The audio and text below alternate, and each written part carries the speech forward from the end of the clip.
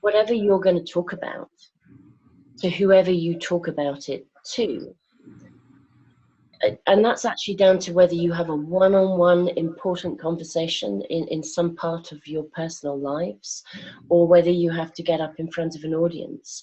I think it's really, really important that we learn to kind of have a voice, especially in today's society. Everything is changing.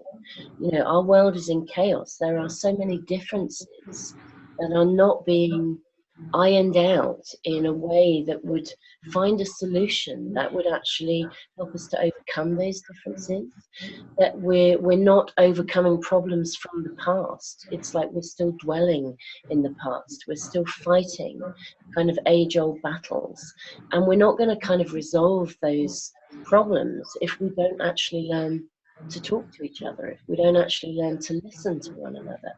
So kind of our ability to develop public speaking skills kind of carries into any area of your life that you want it to.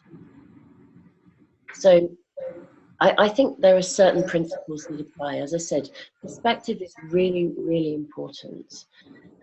I think being clear about what it is that you want to say is also really important. And I'm going to use, it's a word that I think gets really bandied about, which is authenticity, congruence. But you know, when we really talk about somebody stepping up and talking with authenticity, they're walking their talk, they know their stuff, they're speaking with passion. They're not just talking conceptually, they're speaking from the heart. You know, I know that all the people that I really admire in the world, the people that, you know, are kind of my personal heroes, whether they're like famous people or just ordinary everyday people, they are all people who have not had perfect lives. They are all people who've made mistakes, but they are honest enough to stand up and put their hands up and to kind of like share their learning from those mistakes. So they're authentic, they're congruent, they're not pretending to be anything that they're not.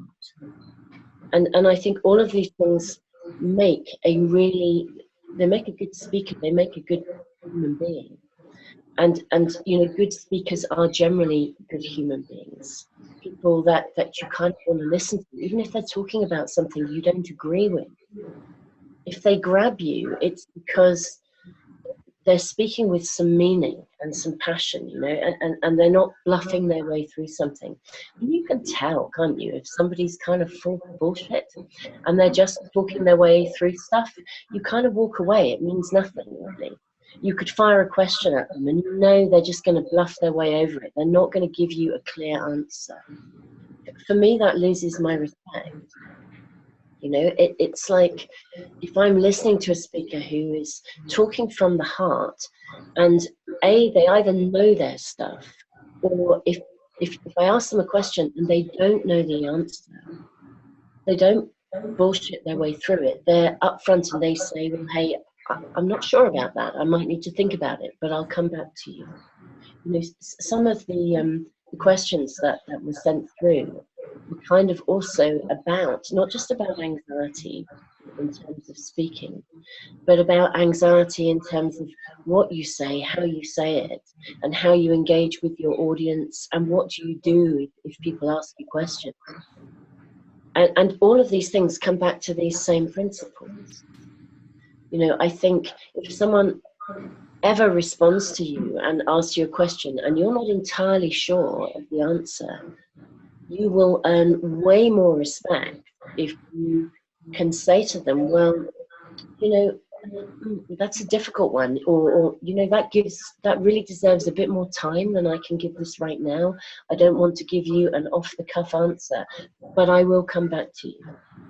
You kind of make a commitment. You're authentic in what you're offering, but you're being real.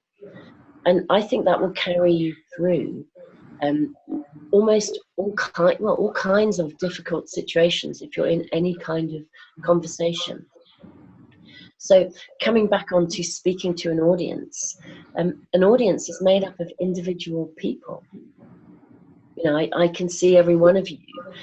You know, okay, you're a little bit in the distance because, you know, you're in the States and I'm in England, and therefore the camera doesn't encompass that. But if I was standing in front of you, as I'm talking to you now, I would kind of, in terms of my eye contact, I wouldn't be focusing on any one of you. I'd be kind of moving around.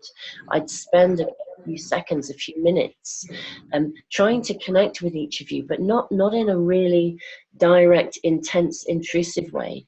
But I'd still be kind of be moving around. So I'd kind of be making eye contact and yet not making eye contact.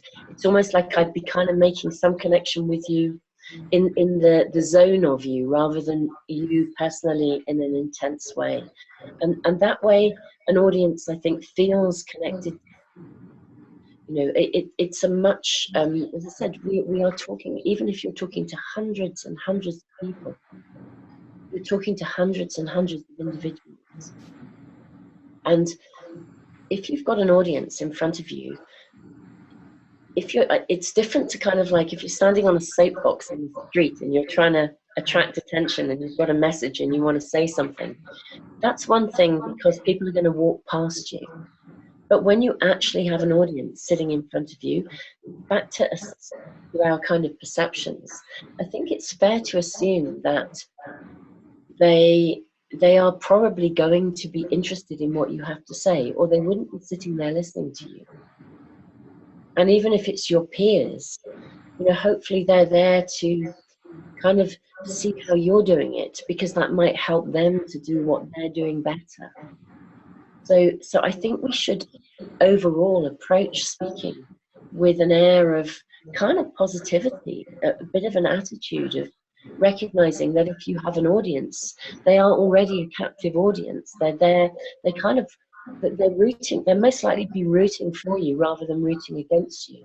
Even if you're sitting in an exam, your examiners generally want you to pass. They don't want you to fail. You know, and I think it's really important to enter any kind of space of communication from a position where overall we recognize that the other people that we're talking to are there because they want to hear what we have to say, which I think begins to remove some of the fears that we have. I always think it's a really useful exercise. If I'm thinking about why am I really, really anxious, I can kind of take it layers deeper. I've been aside from writing, I've been a therapist, counselor for nearly 30 years. So I'm always accustomed to, I listen to what people say, and I'm always wanting to go a layer deeper. I'm always wanting to find out, you know, what's the root of that? What's the cause of that? And if you have anxiety about speaking, I think it's really valuable to sit down with yourself and ask yourself some really clear questions. You know, why am I anxious? You know, am I anxious because I feel people, you know, won't want to listen to what I say? Am I anxious because I think I might make a mistake? You know, am I anxious because I've had a past experience that went wrong? You know, when we begin to analyze the kind of the why am I anxious, we can begin to actually work out what the solutions to that are going to be for us each individually. So a couple of really good attitudes, I think, for life that really apply to speaking are, one is having a particular attitude towards a problem. Okay, so if instead of seeing a problem as a major crisis and a catastrophe, if we look at a problem as being something that we've identified, okay, the moment we identify a problem, the very fact that we've identified it means that we can begin to look for a solution. It presents us with an opportunity.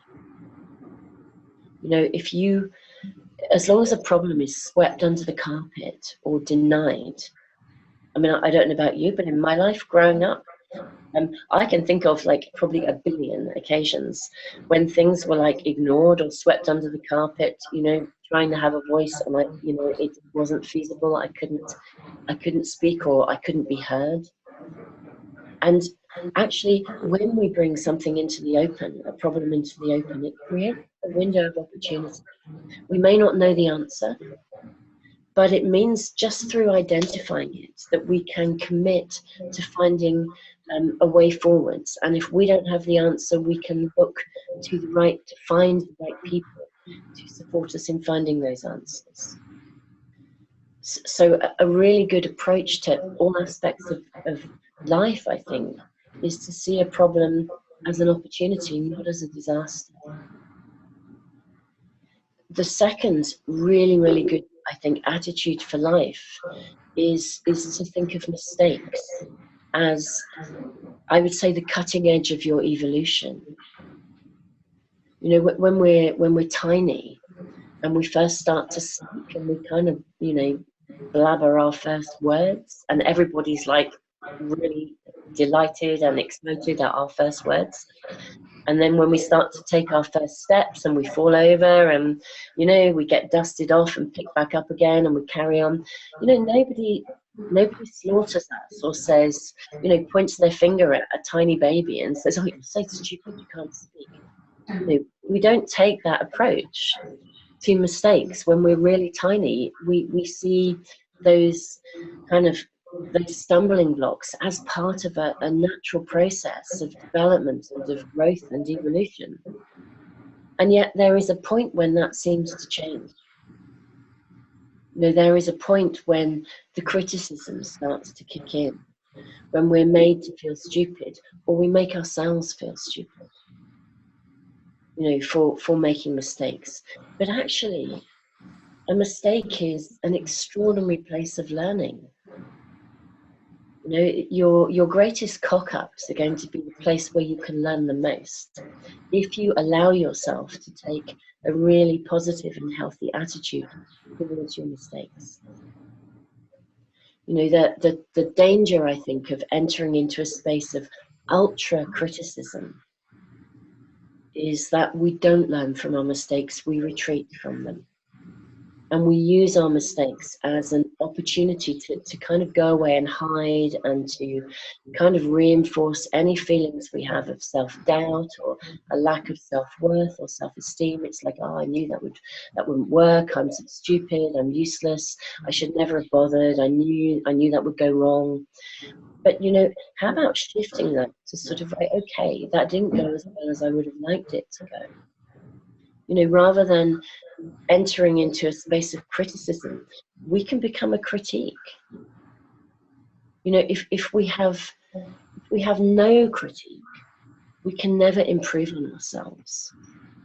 You know, look, if you talk to any amazing artist, musician, athlete, you know, they didn't just get up and achieve these amazing things.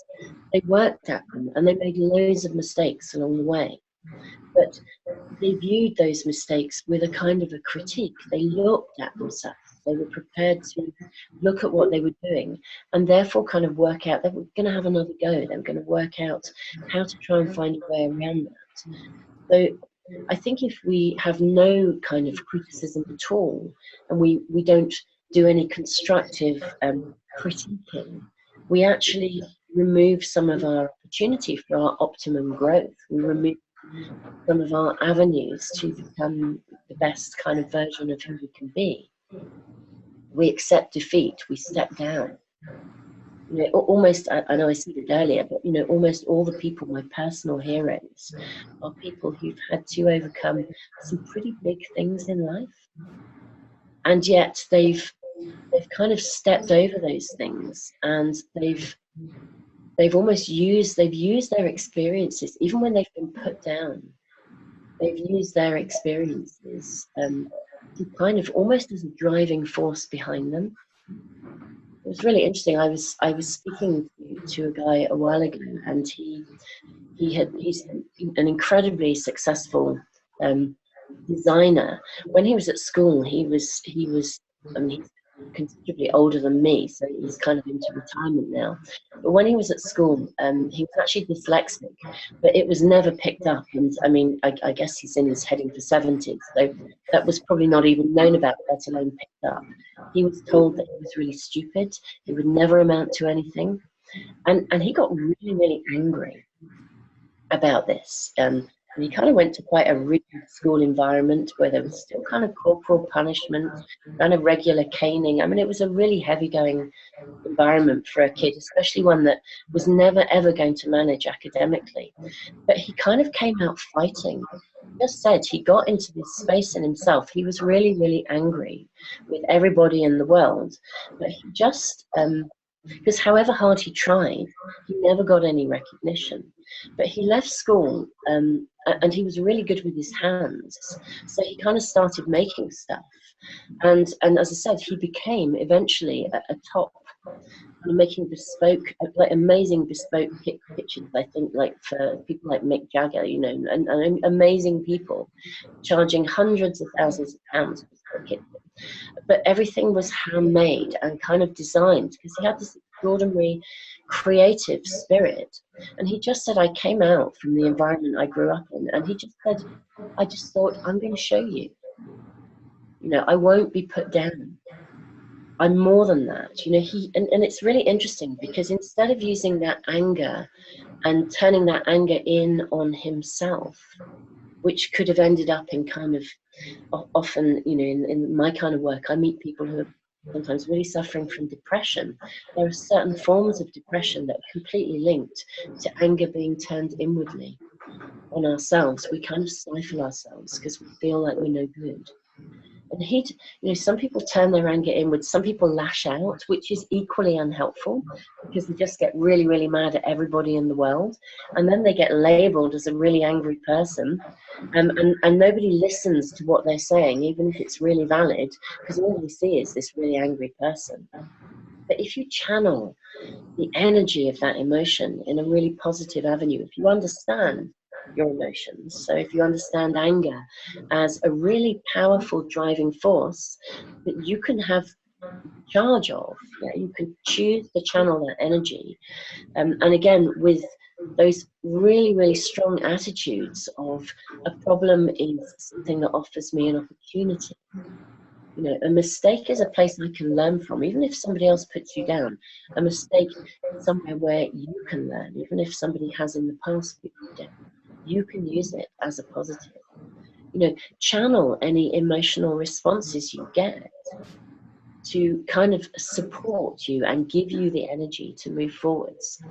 And you start to really create a position of quite genuine empowerment. You know, empowerment is not control over others or power over others. Empowerment is power over ourselves. And emotions play a very powerful part in empowerment because emotions can floor us or they can fire us up. You know, anxiety, when we're fearful, if we understand why we're fearful of something, the moment we understand it, we can begin to work out what level of support we need to be able to approach something.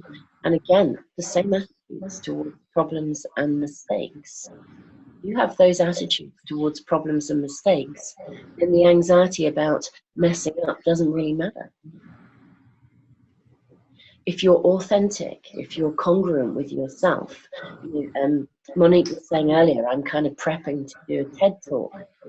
But the TED talk that I'm going to be talking about, part of just one of the stories that I want to tell, it's really, really emotional. And when I tell it, when I'm rehearsing, I get really tearful. It's so powerfully emotional that I get really tearful. And I've really had to think, how am I going to handle that? Can I stand up in front of 500 people and get really emotional? And then I thought, well, kind of why not? You know, that's real. And so what I've started to do is build into that talk a kind of a moment where I can kind of pause and say, I always get really emotional when I talk about this. I make no apologies for it because this is a powerful story and that's why I'm sharing it with you. So again, in my rehearsing something through, I'm listening to those emotions. I'm listening to where they're impacting on me. And then I'm sharing that with my audience. I'm being completely authentic. Well, that's my plan. And in doing so, I think I'm more likely to have their support. I mean, another example that maybe backs that up is sometimes in like a workshop setting, when people go around doing, we call it like the introductory circle of death.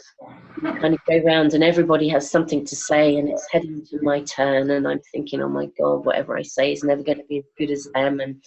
And I start to get really, really anxious and kind of panicky.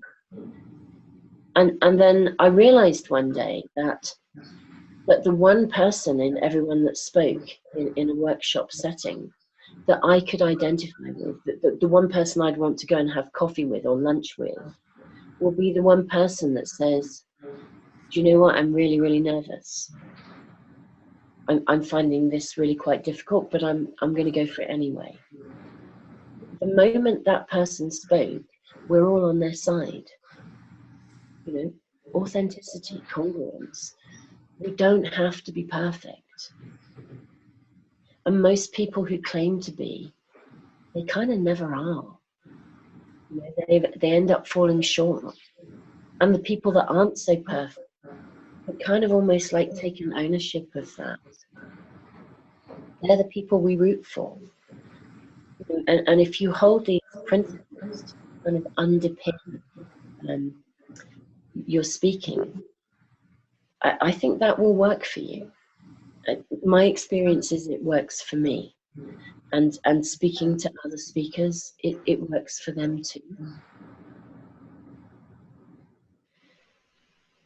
I think probably now, I mean, having kind of talked about those principles, I'd like to just talk a bit about confidence and self-esteem.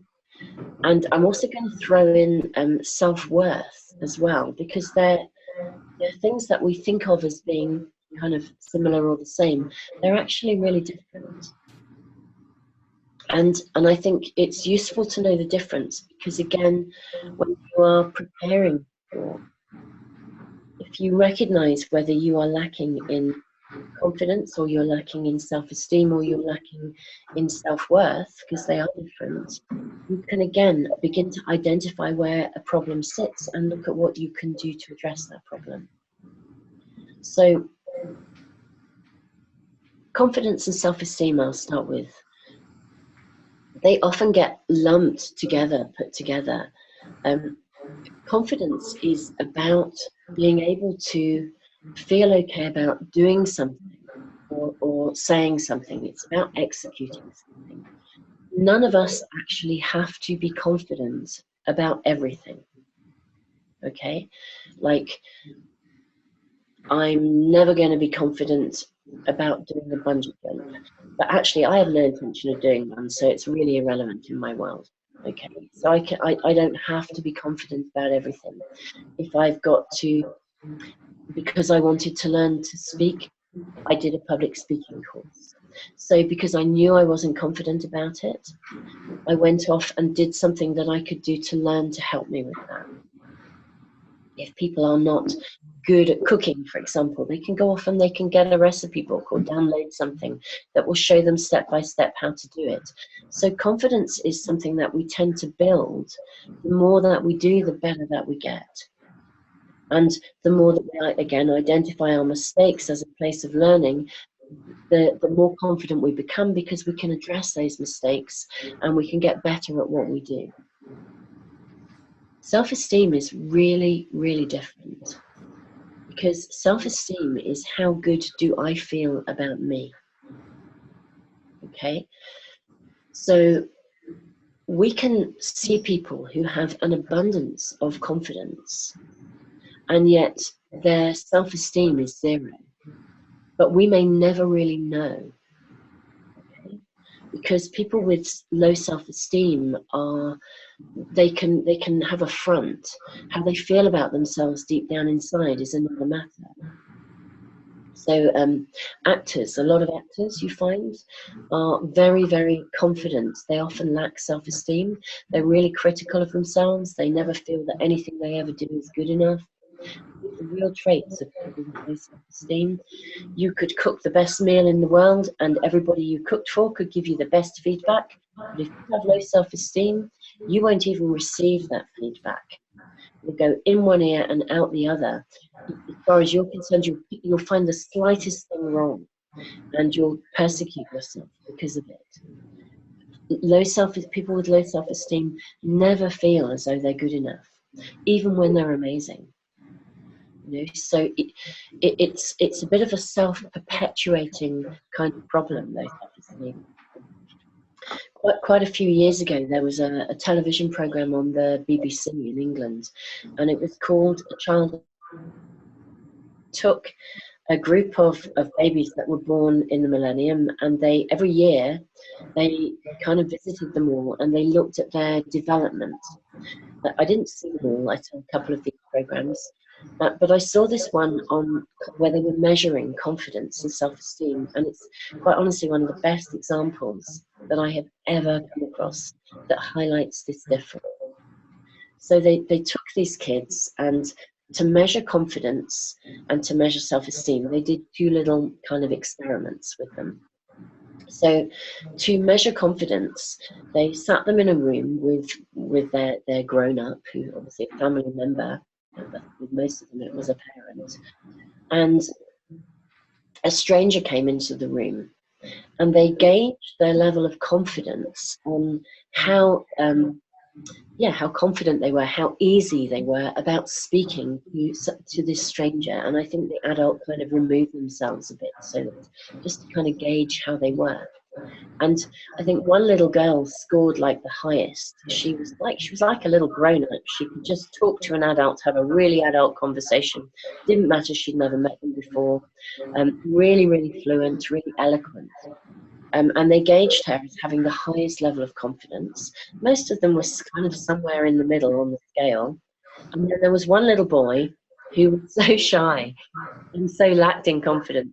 The moment the stranger came into the room, he hid under the table. He was like having none of it, and he was not coming out. So he was kind of gauged as having the least amount of confidence. They then did a different experiment to look at self-esteem. So they took one of these jigsaw puzzles. I imagine you will, in your younger days, have seen them. It's like a kind of a wooden jigsaw puzzle with pieces that fit into slots. So there's like a hole, like a shape of an animal, and the animal then sits in it. But they changed one of the pieces so that it wouldn't fit. So the children could not actually complete the task that they were given. And they all had the identical jigsaw with the piece that didn't fit.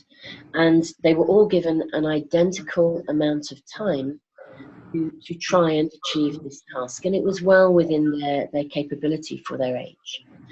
And then they distracted them at a certain time and replaced the piece that wouldn't work with a piece that would work, and then encouraged them to complete the task. Then they asked them to award themselves for their achievement, and they gave them a sheet of gold stars, and they asked if they would, how many gold stars did they deserve for completing this jigsaw puzzle. Okay, and it was really interesting because most of them awarded themselves somewhere in the middle, but the little girl who had scored the highest level of confidence was the only child who gave herself no stars at all. She said, "It took me ages. I was rubbish. I'm really useless. It took me so long." She had no self-value, even though she had achieved the task. Highest level of confidence, but lowest level of self-esteem. And really curiously, the little boy who hid under the table, there was no way he was coming out to talk to the stranger. Lowest level of confidence. You know, he was the only kid who awarded himself the whole sheet of gold stars. And he said, It took me ages, but I did it. I was brilliant. Massive amounts of self-esteem. Yeah. So this is a kid who actually, it doesn't matter if he struggles with something. He's going to overcome that. He falls over, he'll get back up again, and he's going to feel good just because he tried. And yet the little girl with all the confidence in the world felt utterly rubbish about it. So I think it's an amazing example, and I think it's really relevant to the whys that I was talking about earlier. If you have anxiety about something, you know, or if after the event, are you the kind of person that picks yourself to pieces? Do you have a raging critic, or do you have a healthy critique? You know, what is your attitude to yourself? You know, do you feel good about the fact that you had a go and know you can improve on that? Or do you feel like you didn't perfectly right, therefore you're a complete failure, and why bother?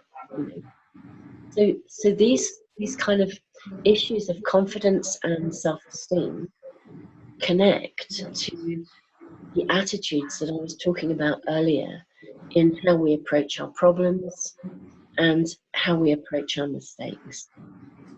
Because those attitudes will repair and build confidence and self-esteem. Or not. If you don't have a healthy attitude to problems and mistakes, you'll actually compound low self-esteem. Some people I've met, honestly, they don't have a raging inner critic. They have like a bully inside of them. And I think, wow, you know, you are so mean to yourself. It's like, I'm not going to offer any kind of constructive criticism because you're just doing it. You're perfectly good at putting yourself down. Why do you need anything from anyone else? I mean, really, some people are so hard on themselves. And it's not helpful. You know, we if we're going to approach public speaking, if we're going to approach any kind of language that's going to work for our relationships, we really need to shift that attitude. Having just spoken about confidence and self-esteem, I wanted to touch on self-worth as well. And this actually came completely from doing this last year. This is like the third year Monique and I have kind of got together, and I've kind of come in and spoken with her class. And last year, somebody raised a really interesting question at the end about humility. And I thought it was a fabulous question because it connects to self-worth. You know, some people have what I would almost call, this is where I would differentiate self-worth from self-esteem. You know, I think self-esteem is what I would describe as a healthy sense of self-value. You know, we're not open to critique. We're not open to feedback. We're interested because we want to learn and we want to grow, but we feel good about the growing and the learning.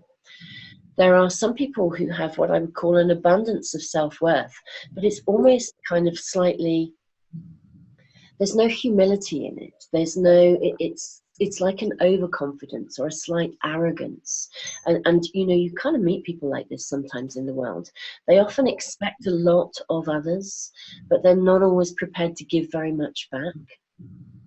You know, and that's what I would call self-worth. It can be good to have self-worth if it's connected to healthy self-esteem, but some people have a self-worth that is really kind of, it's a bit over the top, and it disregards the well-being of others.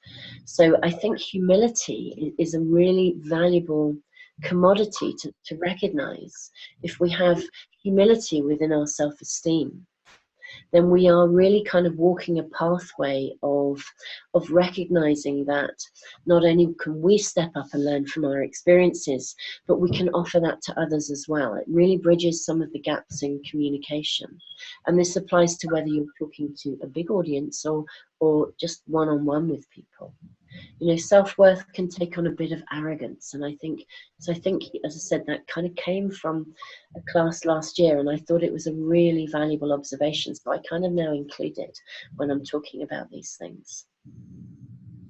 And I'm also kind of aware of our our time. So I'm just going to grab the sheet of questions because I'd like to go through them if that's okay with you guys, just to check in and see whether Yeah. answers.